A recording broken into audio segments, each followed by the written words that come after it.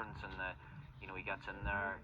He's probably maybe going to try and claim that, but listen, he puts himself in a position. The defender has to try and defend it, and fantastic for him. But another 21-year-old who has racked up 24 caps very quickly. All these players are getting a lot of experience. No, massively, and some of these boys played international football before they played for their clubs, which is nearly unheard of, but that just shows the talent that we have and the trust that Michael has in these players. And the only way you can replay that as a player is to put in performances that's going to keep you in the team. And as a player, you want the trust of your manager as well as your teammates. And the boys that are playing in this situation have got that in abundance. And I think they're repaying that now more than ever in their performances. And as much as we can expect loads of them, we've still got to remember that it's still a young squad. They are getting their experience through trial by fire. They're learning as they go along. It's been a huge turnaround in player. They're playing against top tier opposition. So in order for them to get better, they've got to learn on the job. But for me, what they're learning is they're learning from their mistakes. They're learning from the things that haven't gone right in the past, and they're putting that into practice at this moment in time, and we're getting results now. And that's a good thing as well. This is what international football does. These guys have to rest, recover, travel tomorrow, come back here, get ready for another game at Windsor on Tuesday, and that is international football, and that is only going to benefit these players. Anybody can turn up and play one game, but to rest and recover and go again at this level takes a lot, and these young players are learning this on the job. And the experienced players that we do have in there, George Saville, Trey Hugh, Daniel Ballard, they'll be helping these players along.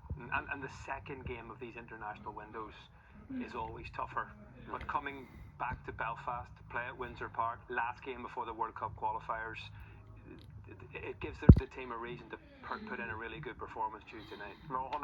And listen, as soon as they get back in that dressing room, the medical staff there, they'll be getting under the players, asking how they are, their recovery. As soon as they get back, there'll be probably a team training tomorrow afternoon. There'll be a boys on recovery session, and then it's all about Iceland. And listen, Stuart will be able to tell you, as soon as you're playing at Windsor Park and you've got 18,000, 19,000 people, and you walk out and you're singing that national anthem, you can't replicate it. It's unbelievable.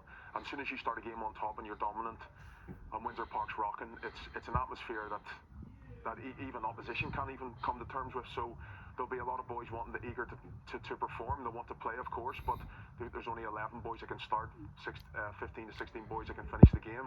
But as Stuart said, listen, the turnaround of games is so vast. Not playing in 4 or 5 weeks, boys are sort of stretched when it comes to physically, mentally. So I would assume that there'll be a lot of changes come here on Tuesday night.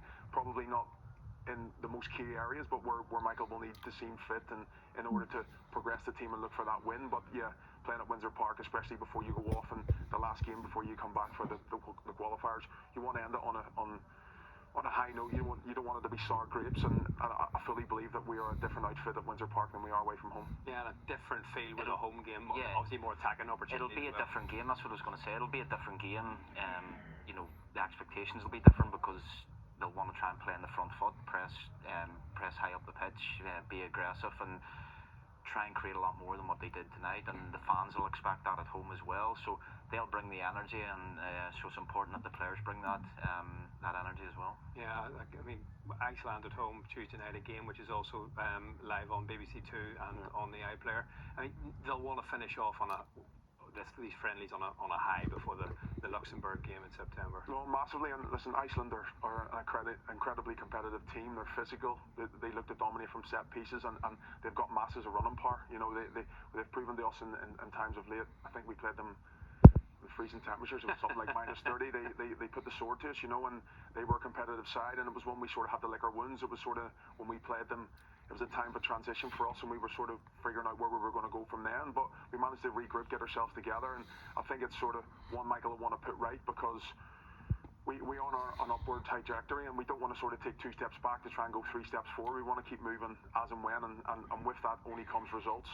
But the beauty of football is when you're winning games, the expectation goes up, and when you come to Windsor Park and you're used to winning games, fans expect that. But the beauty about it is, if you give the fans at Windsor Park something to get behind you and cheer about, they will not shut up. So it's just up to the players now to rest, recover, put on a performance, and take the 3 points on Tuesday night. Let's hope so. Josh, Stuart, thank you very much indeed for your company. As I said, that game is live on BBC Two on Tuesday night and on the iPlayer. Iceland against Northern Ireland. We'll see you then. But for now, it's bye-bye.